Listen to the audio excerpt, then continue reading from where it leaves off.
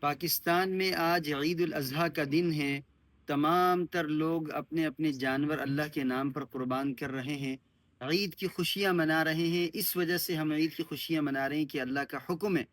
ورنہ دل ہمارے خون کے آنسو بہا رہے ہیں غزہ والوں کی وجہ سے کہ اے غزہ والوں، ہم نے تو جانور قربان کیے، تم وہ عظیم ہستیاں ہو جنہوں نے حضرت اسماعیل علیہ السلام کی سنت کو حقیقی معنوں میں زندہ کیا ہے کہ اپنے جانور اللہ کے نام پہ قربان کروانے کی بجائے